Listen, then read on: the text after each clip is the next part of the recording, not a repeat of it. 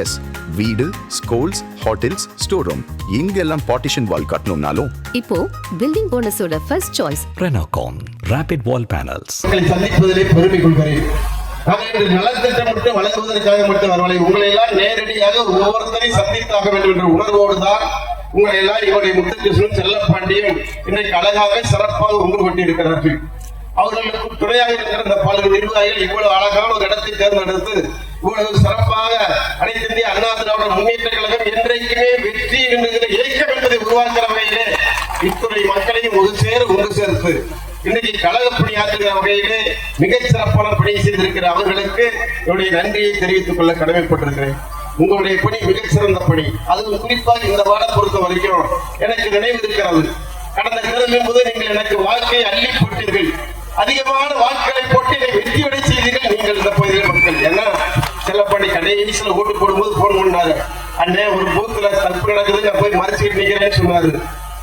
ஓட்டு போடுறதுக்கு வாய்ப்பு கிடைக்கும் சொன்னாரு. அந்த அளவுக்கு சுறுசுறுப்பாக பணியாற்றக்கூடிய தொண்டர்கள் நிறைந்த பகுதி இந்த அனுப்பாதி பகுதி.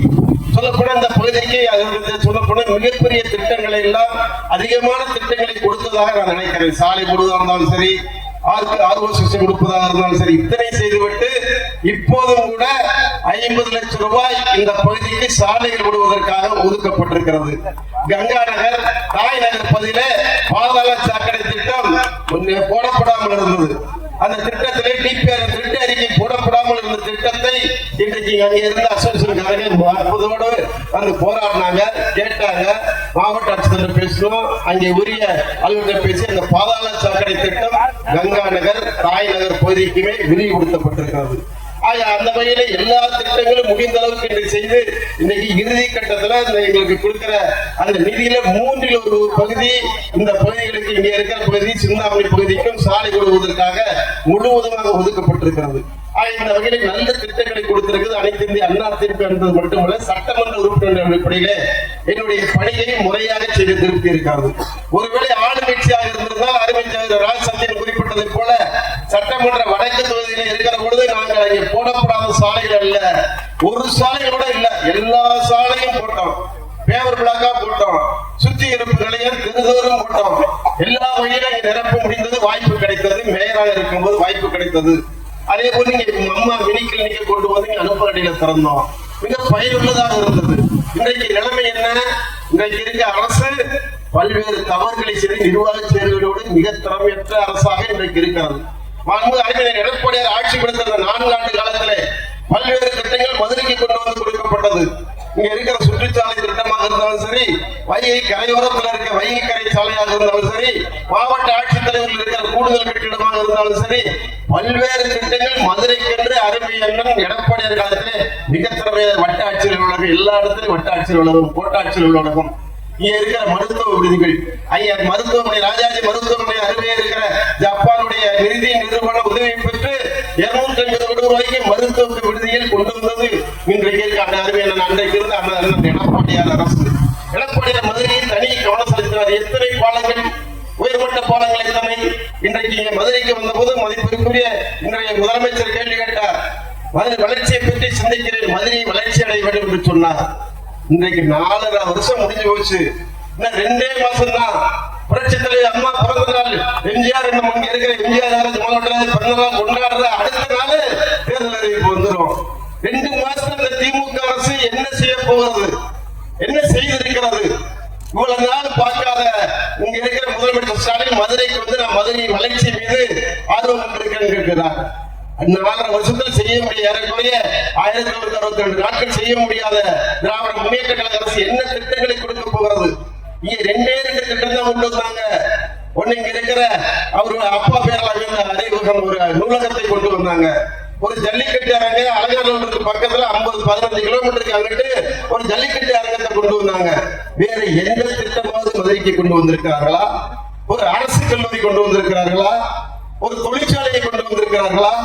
எந்த திட்டத்தை கொண்டு வராத அரசுதான் இன்றைக்கு இருக்கிற திமுக அரசு ஜம்பம் பேசிக் கொண்டிருக்கிறது. அவர் பேசுறாரு, நாங்க இதெல்லாம் நிறைவேற்றி காட்டணும், அரவிந்த் சொன்னது மாதிரி சவால் விடுகிறார். அதுக்கு பதில் ஒருத்தர் அமைச்சர் ரகுபதி சொல்றாரு, சட்டமன்றத்துல பேசிக்கலாம், சட்டமன்ற பேசிக்கலாம் சொல்றாரு. சட்டமன்றத்துல எங்கள் எடப்பாடியார் கையில பேப்பரே இல்லாமல்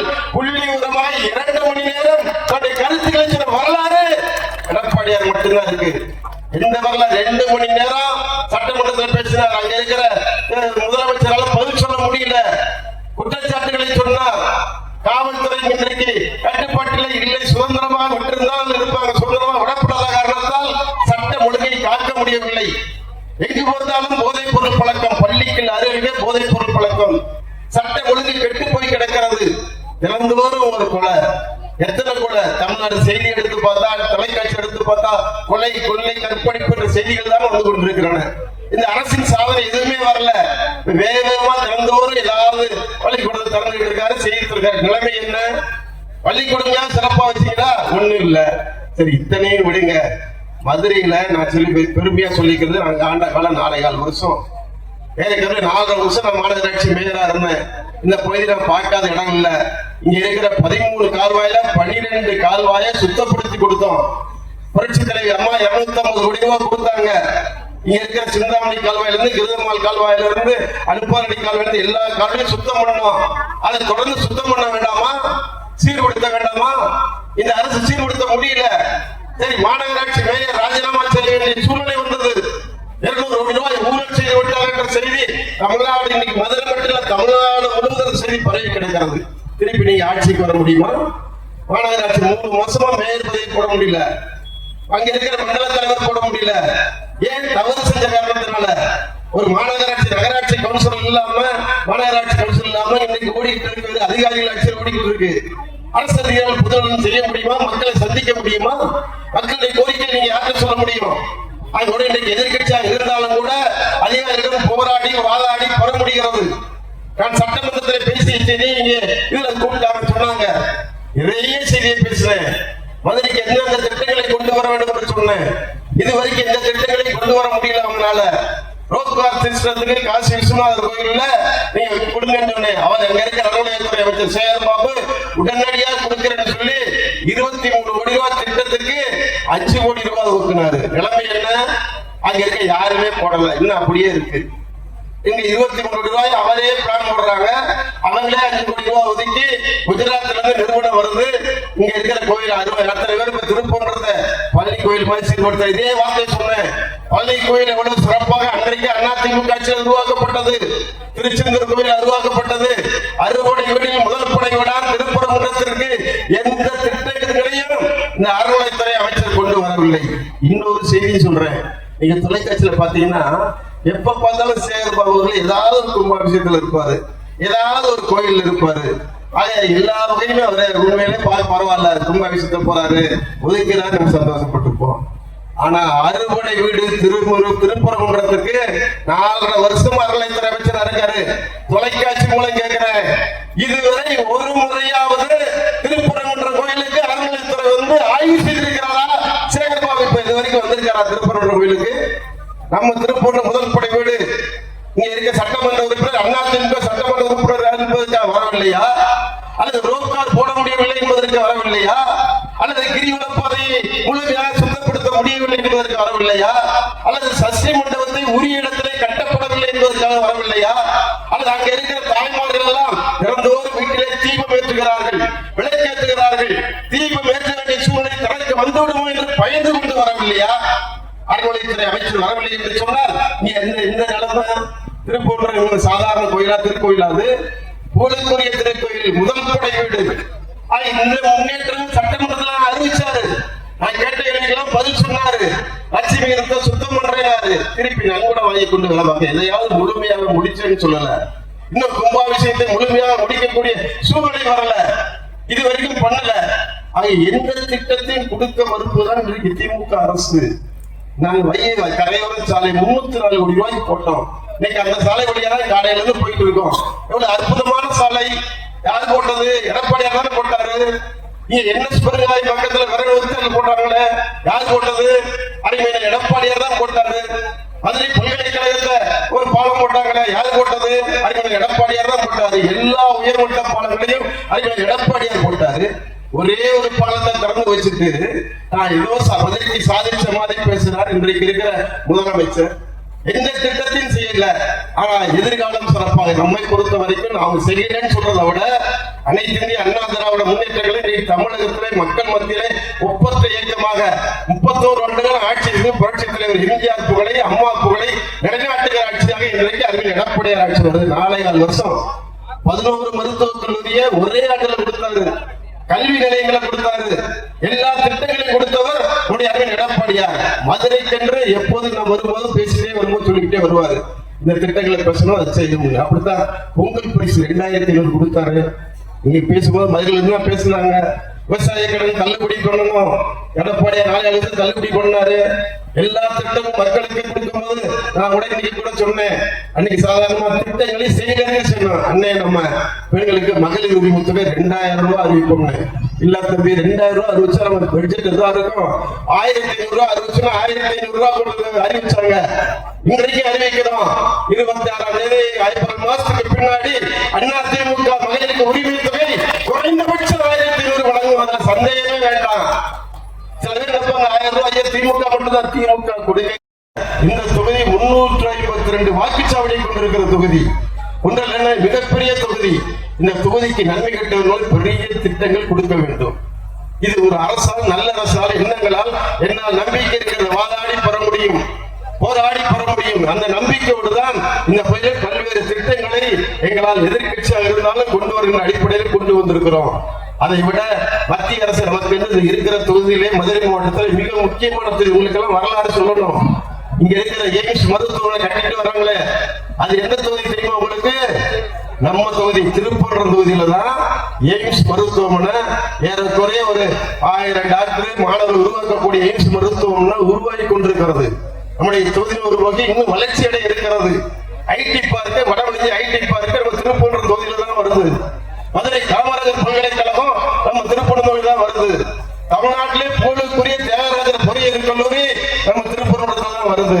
ஒரு அரசு கல்லூரி கேட்டேன், அவர் சொன்னார் எல்லாரும் தான் கேட்கிறாங்க. அங்க இருக்கிற கல்வி அமைச்சர் பொன்முடி சொன்னாரு, எல்லாம் இங்க மந்திரி கேட்டா கொடுக்க வேண்டிய யாரு வேணாம்னு சொன்னோம். இங்க திருப்பூர் தொகுதிக்கு ஒரு அரசு கல்லூரி கொடுங்க, மகளிர் கல்வியை கொடுங்க. வடகர பகுதியிலே அதிகமா இருக்கிறது. இங்க இருக்கிற காய்கறி கிரவுண்டு கேட்டோம். திருநகர்ல காய்கறி பிள்ளையர்கள், உலக புகழ் வாய்ந்த காய்கறி பிள்ளைகள் 100 பேருக்கு மேல இருக்கிறாங்க. ஒரு இளையோடைய காய்கறி கிரவுண்டு கொடுங்க அப்படின்னு கேட்டதுக்கு அதுக்கு இன்னும் கொடுக்கல. அங்க இருக்கிற ஸ்டாலின் மகன் உதயநிதி ஒவ்வொரு தொகுதிக்கும் 3 கோடி ரூபாய் மதிப்பில் ஒரு மினி ஸ்டேடியம் கொடுக்கிறேன். நாங்க இதுவரைக்கும் எந்த தொகுதிக்கும் கொடுக்கல. மதுரை மாவட்டத்துல ஒரே ஒரு சோழவரம் தொகுதியில அடையாளம் நினைச்சிருக்காங்க. வேற எந்த தொகுதியிலும் மினி ஸ்டேடியம் கொடுக்கல. வாக்குறுதிகள் எதையுமே நிறைவேற்றாத திமுக அரசு இருக்கிறது. ஆனால் நாங்கள் ஏற்கனவே இந்த உரிமை தொகை கிடைச்சது அறிவியல் எடப்பாடியார் சட்டமன்றத்தில் வழியே பேசுறதுனாலதான், திருப்பி நாங்க பேசுறதுதான். கொடுத்த வாக்குறுதி நிறைவேற்றுங்கள் என்று சொன்ன பிறகு 3.5 வருடம் முடிந்த பிறகு அந்த உரிமையை அறிவிச்சாங்க. ஆகவே அடிக்கடி சொல்றோம், நமக்கெல்லாம் இந்த திமுக அரசு ஏறக்குறைய இங்க இருக்கிற தாய்மார்களுக்கெல்லாம் வருத்தமா 50,000 ரூபாய் கடன்பட்டு போயிருக்கிறது. 4 வருஷமா கொடுக்க வேண்டிய அந்த உரிமை தொகையை அடுத்த மாசம் கொடுக்க போறாங்க. அப்ப ஏன் 4 வருஷம் தகுதி படைத்த பெண்களுக்கு இத்தனை வருஷம் ஏன் கொடுக்கல? அந்த மீண்டும் அந்த தொகையை கொடுப்பாங்க இல்லையா, கேட்போம்ல. ஆக இவைகள் எல்லாம் உங்கள் மத்தியிலே சொல்லிவிட்ட காலம் கருதி தாலிக்கு தங்கத்தை கொடுத்தவர் புரட்சி தலைவி அம்மா. நம்ம வீட்டு ஏழை குழந்தைகளுக்கு கொடுத்தாங்க. எடப்பாடியார் அரை பவுனா 1 பவுனா கையெழுத்து போடும்போது என்ன சொன்னாரு? இந்த 1 பவுன் தங்கம் 50,000 வித்தாலும் சரி, 1 லட்சம் வித்தாலும் சரி, இந்த திட்டம் தொடர்ந்து நடக்கும்னு எடப்பாடி சொன்னாரு. அந்த திட்டம் என்னாச்சு? திமுக முடக்கி போட்டு விட்டது. சரி, மடிக்கணினி வீட்டு பிள்ளைகளுக்கு மடிக்கணினி திட்டம் கொண்டு வந்தோமே, எல்லா பிள்ளைகளும் மடிக்கணினி கொடுத்தோமே, இந்த மடிக்கணினி திட்டம் இன்னும் நடக்க முடியல. இன்னைக்கு சொல்றாங்க தேர்தல் வருவதற்காக நாங்க 20 லட்சம் பேர் கொடுக்க போறோம்ன்றாங்க. எந்த திட்டத்தையும் நிறைவேற்ற முடியல. இங்க இருக்க தாய்மார்களுக்கு ஸ்கூட்டர் அதிமுக ஆட்சியில கொடுத்தோமே, நம்ம வீட்டு பிள்ளைகள் உழைக்கும் தொழிலாளர் பெண்களுக்கு ஸ்கூட்டர் கொடுத்தோமே, உங்களால கொடுக்க முடிஞ்சதா?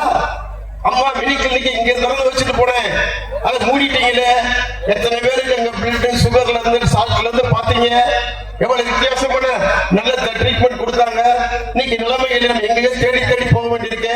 இவைகள் எல்லாம் மீண்டும் கிடைக்க வேண்டும் என்று சொன்னார். பெண்களுக்கு பாதுகாப்பு கிடைக்க வேண்டும் என்று சொன்னார். முக்கியமாக அதைத்தான் எல்லாம் சொல்றாங்க, பெண்கள் பாதுகாப்பு. கல்லூரியில படிக்க நம்ம சென்னைக்கு பெண் போனோம்னா பாதுகாக்க முடியல. இன்றைக்கு அரசு என்ன காரணம்? திமுக இருக்கிற காரணத்தினால குற்றவாளிகள் 90 நாள்ல வெளியே வந்துடுறாங்க, ஜாமீன்ல வந்துடுறாங்க. அங்க திமுக முறையா வழக்கு தொடுப்பதில்லை, அங்கே அரசு வழக்கறிஞர்களை பயன்படுத்துவதில்லை. அதன் விளைவாக தான் குற்றங்கள் கூடிக்கொண்டே போகின்றன. அந்த குற்றங்களை எல்லாம் இன்றைக்கு அப்புறப்படுத்த வேண்டும் என்று சொன்னால், நல்லாட்சி வளர வேண்டும் என்று சொன்னார். அறிஞர் எடப்பாடி 4 வருஷம் இருந்தாரு. எந்த தவறாத எங்கேயாவது நீ கேள்விப்பட்ட ஞாபகம் இருக்கா? எந்த தவறுமே நடக்கல. மக்கள் அமைதியா இருந்தாங்க, சிறப்பா இருந்தாங்க, சாமியை முறையா கும்பிட்டாங்க. இன்னைக்கு திருப்பரங்குன்றத்துல யாராவது கல்லூரி தீபத்தை எதிர்த்தாங்களா? அங்க இருக்கிற இஸ்லாமியர் யாராவது எதிர்த்தாங்களா? எதிர்க்கவே இல்லை. தீபத்தை ஏற்றாதீங்க யாரும் குறிப்பிடவே இல்லை. ஆனால் அங்க இருக்கிற திமுக அரசு அங்கே தீபம் ஏற்ற சென்றவர்களை மறைத்து விட்டது. இவர்களாக வேண்டுமென்றே ஒரு சட்ட ஒழுங்கு பிரச்சனையை திமுக அரசு தான் கிளப்பியது, வேற யாருமே கிளப்பல. இப்படிப்பட்ட சூழ்நிலையில அன்னைக்கு இந்திய அண்ணா திமுக அரசு உங்களுக்காக செயல்பட காத்திருக்கிறது. அருமையான எடப்பாடியார் இப்பொழுது அங்க பேசிக்கிட்டு சென்னையில சோழிங்கநல்லூர்ல பேசிக்கிட்டு இருக்கிறாரு. அந்த நேரத்தில் உங்களை எல்லாம் நாங்களும் சந்திக்கிற வாய்ப்பு எங்களுக்கு கிடைச்சிருக்கிறது. இவ்வளவு பேர் அருமையா பொறுமையா இருக்கிறீங்க. தொடர்ந்து உங்களுடைய பொறுமை எதிர்காலத்தில் மிகச் சிறப்பான ஆட்சி கிடைக்கும். உங்களுடைய எண்ணங்களை நிறைவேற்றுகிற ஆட்சியாக அருமையான எடப்பாடியார் ஆட்சி 2026 கிடைக்கும். பெண்களுக்கு பாதுகாப்பு கிடைக்கும். வெற்றி மேல் வெற்றி, புரட்சி தலைவர் எம்ஜிஆர் ஆட்சி மிக விரைவில் கிடைக்க இருக்கிறது என்பதை மட்டும் மத்தியிலே சொல்லி, நீங்கள் என்றைக்கும் எங்களை ஆதரித்தீர்கள். போன தேர்தலில் மிக அதிகமான வாக்குகளை கொடுத்தீர்கள்.